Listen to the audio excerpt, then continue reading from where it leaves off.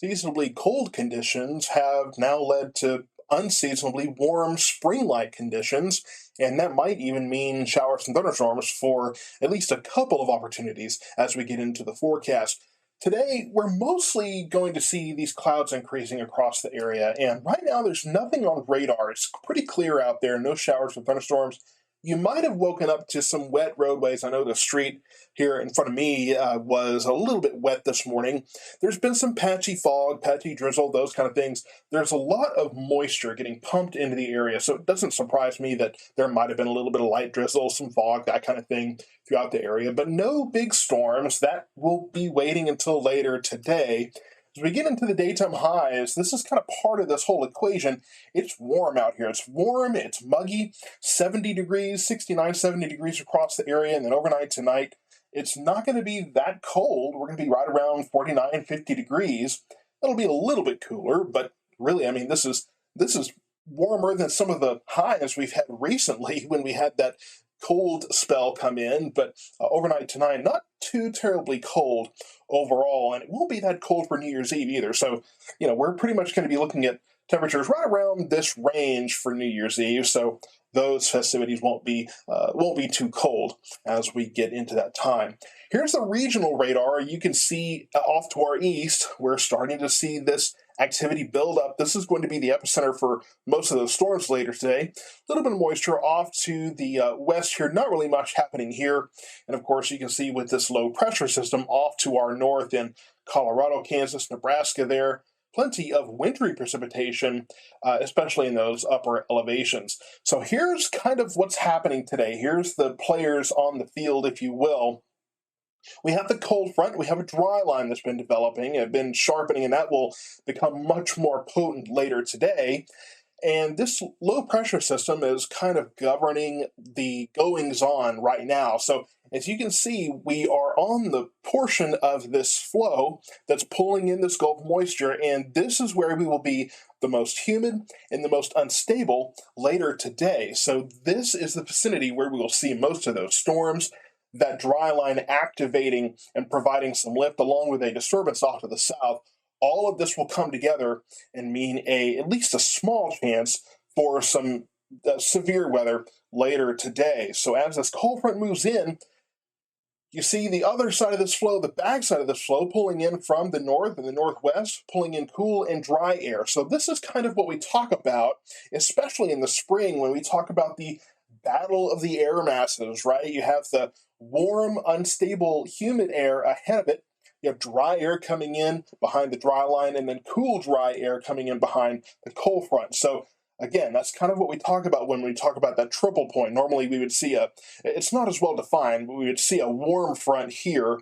The stronger the warm front, the more humid, unstable air is brought north, the more potent that air is for severe weather. So this area, not looking at an outbreak today, most likely, but we could still see some strong to severe thunderstorms in this area, really off to our east. We'll kind of get into more detail here with this map. Of course, here is the South Metro area right here, Ellis, Johnson, Navarro, and Hill counties.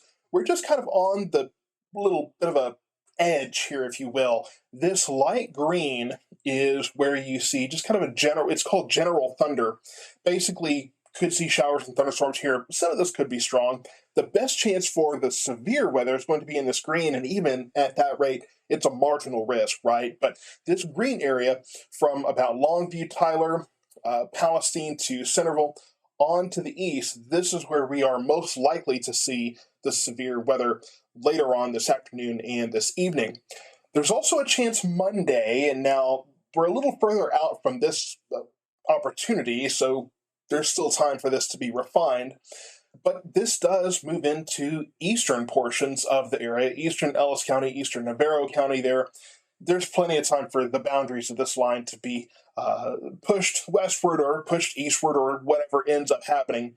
Plenty of changes can still happen here.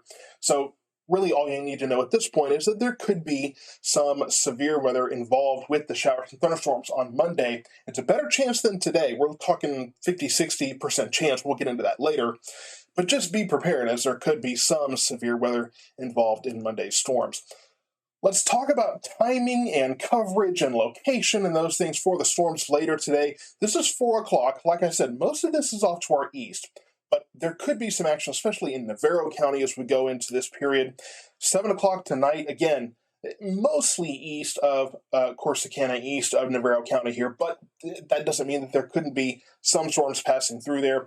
Plenty of storms going through East Texas later today. By 10 o'clock, most of this has pushed eastward. I think this is where we're seeing the front kind of pulling that dry air, pushing everything off to the east. And then by 1 a.m., hey, it's pretty much pushed off to the east. It's from Jacksonville to Longview on eastward at that point, pushing off into Dixie Alley there. So, we're looking at an afternoon, evening, especially an evening event. But by the time we get into the late night hours, this should be out of our part of the state. So let's take a look at the forecast overall. The cold front coming in tonight, we do have that 30% chance of showers, thunderstorms, especially to the east. The best chance really is in eastern Ellis and eastern Navarro counties at this point. South winds continue to be gusty today, breezy, I would say, not quite as windy as yesterday. Highs around 70 degrees, and then we get a little bit cooler tonight, 50 degrees for our low. Just a smidge cooler tomorrow, 65 degrees, but the north wind's already turning back to the southwest, so there's not much of a cool down associated with that cold front. 46 degrees for the low, and then Saturday right back to the 70s.